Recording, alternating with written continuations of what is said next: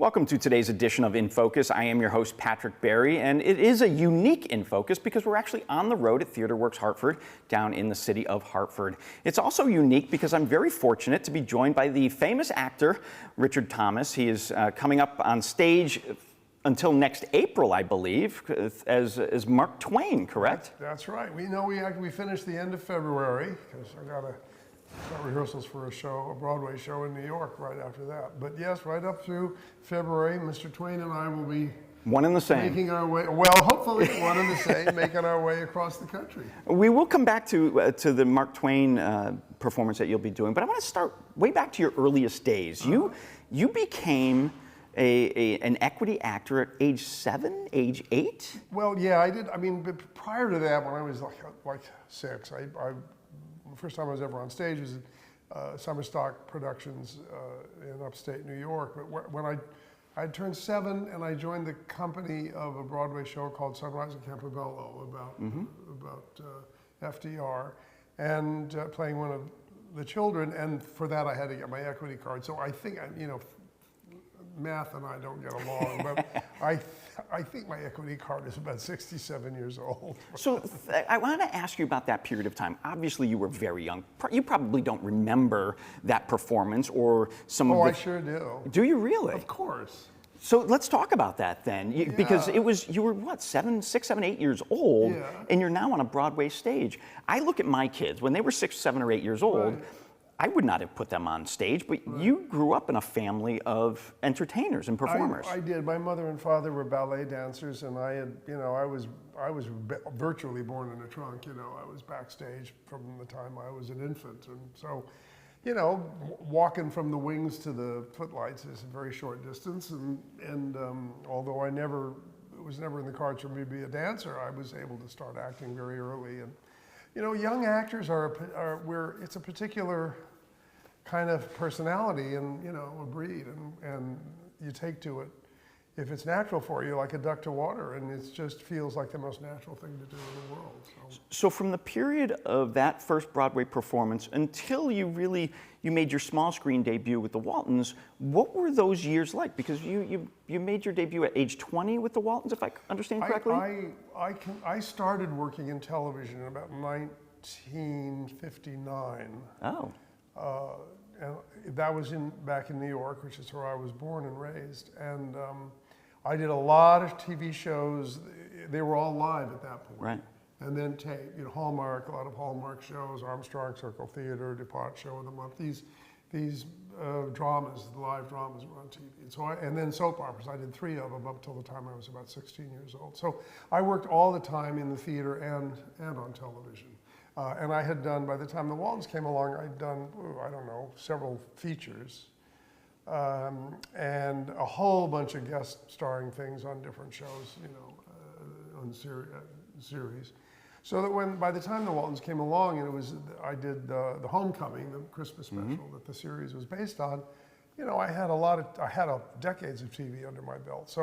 But I was 21 when I did the Homecoming, and then 21 when it went to series. Okay. And I did that for 5 years, and then came back occasionally to visit. An interesting tidbit I found in reading your biography is that roughly about the same year the Waltons premiered, you also played a really weird character role in You'll Like My Mother, which also starred Patty Duke. The role was a rapist and a murderer, which was significantly different from the John Boy role. Right. Why did you accept that role with Patty Duke? To get out of maybe the mold of typecasting? I did that part before the Waltons. Oh, you did? Okay, that was beforehand. And I played a lot of creepy, demonic children over the years in television shows. It was nice because I had such an angelic-looking face. So. Right. It was very good for me to play the bad seed. It was great fun. Villains, heavies are wonderful to play. They're great. All actors love to play bad guys. All of them. It's wonderful. It's very exciting. It's rich and delicious. And you have performed many different character roles over your life as an actor. Red Badge of Courage. Right around the time of the Waltons role, sort of got you out of that role that I think America saw you as the good, wholesome boy. You were doing different things. Sure. Well, it was a part. You know, it was a role like any other job boy. It was just a. I mean, it wasn't just another different job because it was an amazing job that did the world for me. But it was another character, and you know, it's typical. It's typical in the business that when you have a great success, as I did with that show, with whatever show it is, they're going to think about you like that for a while. You know, which is wonderful. It's great. But I'd already been an actor for many years prior to that, doing many different kinds of things. And I knew that if I played the long game and just kept doing the most interesting jobs that would come my way, then, you know, over time, you balance the scales and people would get used to seeing me do a lot of different things. Is that how you approach your craft? You look at a script to determine whether the character role is really fit for you and whether it broadens your range at all? Well, yes, that's right. I mean, you have to have when you read the script. I mean, first of all, it may be people you want to work with. Okay. Maybe a great gig that any actor would want to jump onto, you know. But also, just in terms of aesthetics, you have to have an affinity when you read it. If you're judging from that point of view, there has to be something in the role that you have in common, where that alchemy can take place. You know, something you can not that it's like you, but something that you understand or intuitively feel in relation to the character, because it's really, the whole thing is about empathy. And so if you have this empathetic feeling towards the character and feel like you can make a real person out of that character, then it's going to sit well on you, you know. And then, of course, if it's a challenge, if it's, you know, one of the great classical roles or a kind of part I haven't played before, then that's even more, makes it even more exciting, because, you know, there's going to be challenges and there's going to be obstacles and there's going to be things you have to figure out, you know, and that's thrilling. Absolutely. We need to take our first break. We're here with Richard Thomas at TheatreWorks Hartford. He is on stage for the next few months playing Mark Twain. We'll be back right after this. This is 22 News in Focus with Patrick Berry.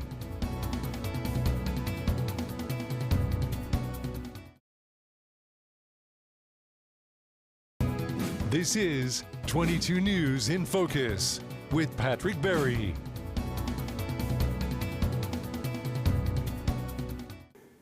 We are back at TheatreWorks Hartford with actor Richard Thomas to talk a little bit about his life on the stage and the screen. Richard, thank you for giving us some of your time today. I greatly appreciate it. Thank you for having me. You know, earlier in this conversation, we talked about your earlier life. Right. You know, starting on stage at 6 or 7 years old, but in TV before that, TV after that. You have been in more than 200 different productions throughout your life. Lord. I know. And it has been stage. It's been the big screen, little screen. Yeah. Which is your favorite? Or is that question like asking you which is your favorite child? It's hard to say. Well, look, asking about my favorite role is more like asking about what's your favorite child, because, you know, you love them all, and, you know, some are problem children and some aren't, but you love them all the same. Usually the one I love the most is the one that I'm doing at the moment, which happens to be Mark Twain. But of the two forms of working in front of the camera and working in the theater, and I've done both my whole life, and I love working in film. It's an exquisite craft and a very satisfying art to practice, with many challenges and wonderful, you know, it's beautiful. But for me, theater is like the mother form. For me, it's the essential form for me. For this actor, I wouldn't be prescriptive about it for other people. There are other actors who don't really like doing theater, but who love being in front of the camera. I love doing both, but I would have to say, if I had to make a choice, it would be theater. Theater is the oldest. It's the oldest relationship I really have with anything in my life is with the theater. So for me, that's the first place. Do you still get nervous when you walk out on stage? Maybe if not for the first time, you know, during a show's run, or maybe at some point during a run? Well, there's all kinds of reasons to get, you know, in your own head about it. And although that always makes you nervous, I love getting an audience in for the first time, because they are the missing character. They're the missing scene partner. And especially when you're up there alone, you learn so much from them. So I get very nervous in a good way and very excited. Then, you know, when you know the critics are coming in New York, you're doing Broadway, you know, there's a different kind of you know, oh, I hope it goes well. Or if you have somebody in the audience who you admire particularly and you want to, you get excited about that. So there are all kind of reasons that you get, you know, that your emotions get high before a performance. But when you do a part for enough time, eventually what you really want to do, and that'll happen eventually with this, I'm hoping, is that you just put on the clothes and there's the person and you just walk out and do your show, so that there isn't really a distinction between when you're off stage and when you're on stage. It's just your life and you're just going out there and doing it. That's the consummation devoutly to be wished. What is the actor's preparation like? How does it differ between stage and screen? Well, for me, I mean, it depends on the role. It depends on how physical the part is. For some parts, you know, you really want to do a vocal warm-up. If you're doing a big Shakespeare or something like that, you got to. I always vocalize. I'll do sort of a physical warm-up to just get things limber and moving, and then, you know, a little quiet time to sit, you know, and commune. You know, as you put on your makeup and your wardrobe or your wig and whatever it is that you're putting on to become the character, those things become a part of your ritual and of sort of entering into that part, or having that part enter into you. It's a wonderful sort of meeting. So Hal Holbrook really launched this whole Mark Twain sort of revisiting the Mark Twain life, his Mark Twain's stage performances that he did on his own. Right. How did you get involved? How are you now Mark Twain? Well, a lot of people have actually done evenings as Mark Twain, but Hal Holbrook started, I mean, Hal did this for about 50 years. Right. And he started very young, putting it together first in clubs and then in theaters occasionally here and there, and then touring it around and gradually accumulating more and learning more and more material and incorporating more and more and changing it up and shifting it around so that it became, I mean, it's his piece and he put all this material together, but it was all kind of fungible. You could, you know, he would, in one town, he would add one story and take away another. He would do it depending on how he felt the audience was going to be or how he felt at the time. Will you do the same? Well, first, you know, I mean, he had years to sort of acquire all this material and to learn it. I've only had a few months, so I have to learn a show that I can deliver and do until I'm really comfortable with it. And then at that point, you know, I'll start learning other pieces, and if I feel comfortable enough to do it, I'll start incorporating other ones and trading them out, sort of shuffling the deck the way he did. But that's down the road. Going back to a comment you made earlier about the excitement of being on stage, in a one-man performance like this, Right. Does your energy, the way you approach the character, feed off of the response you're getting of the audience members in front of you? Well, the audience teaches you. I mean, the audience is your teacher. You know, you have a director who watches you and gives you notes and helps you sort of create your performance. But the audience, especially if it's, I mean, if you're on stage with 20 actors doing the show, the first time you're in front of an audience, they will teach you so much about what you're doing.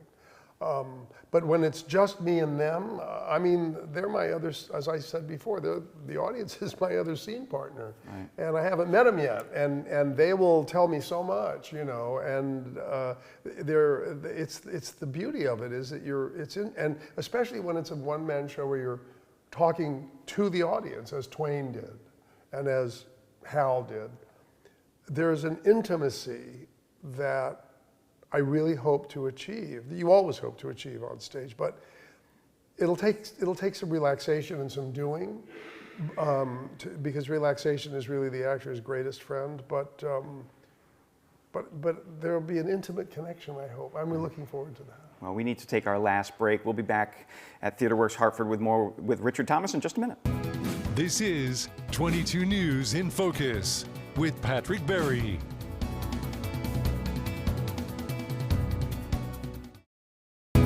This is 22 News in Focus with Patrick Berry.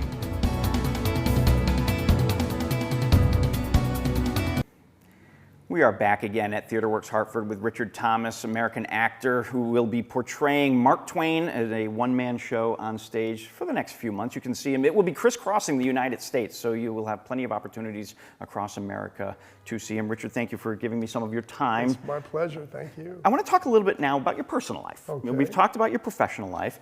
You had mentioned that you were basically born on a stage, in a box, backstage. Yeah. You are the father of many children. Are Yes, any of them following your career, following your footsteps in the performing arts? I don't know what I did to scare them off, but no, we don't have any other actors. Maybe they just watched and went, no, that's not for me. No, we got a wide variety. We got teachers, and we got post-production producers, we got Montessori teachers, and we got content providers and producers at company. We got a whole thing doing, and a fabulous yoga teacher and a poet. And a poet. So, we've got all kinds. And there's, between my wife, Georgiana, and me, there are 7 of them. So it's, hers, mine, and ours. So when they were all little, Yeah. did you try and encourage them, or No. not at all? You didn't no. push them? Like, I know a lot of parents try to push their kids into their own careers. Yeah, well, good luck with that. No, I wouldn't do that. I mean, they if they showed an affinity, I mean, I would have been more than happy to. I never tried to discourage them, which I know some parents, some theater parents, show parents have done, but no, I mean, you wouldn't discourage them. It's tough. It's hard to be successful, and you have to be lucky, and you have to be good. Well, maybe you don't have to be good, but you have to be lucky, and. But nobody really wanted to jump into it, and I suppose if you have in some families, if you have a famous parent, you feel like you want to go in your own direction. Right. I totally get that. Although there are many theater families that have been going on for generations. Right. But they love it, and they're not required to see me, so I'm not required viewing. But it's awful nice when they come. And like I said, we've got them working. There's a few of them working in the business, but just in a different capacity. When we talk about kids and them finding their own path, I love your comment. Watching Dad was not required viewing. No, God, no. So, but they've seen you obviously perform on sure. stage. They've seen you interact with paparazzi. Sure. That has to be difficult as a small child to see these swarms around their parents. I don't know if it's difficult. I think, they get used to it. It's the life. Look, most of the swarming took place years ago. Don't sell yourself short. God, no, I'm very happy. I'm very happy not to have swarms at this point. I mean, I did, and it was great and wonderful and terrific. But no, I think kids are extremely adaptable and should be adaptable. Right. And if you grow up in a home and that's what it is, and there's love and everybody's sort of looking out for everybody else, then they take it on board. Kids are resilient and smart, and if they don't like something, I mean, in our family, everybody was encouraged. If they didn't like something, say it. Good.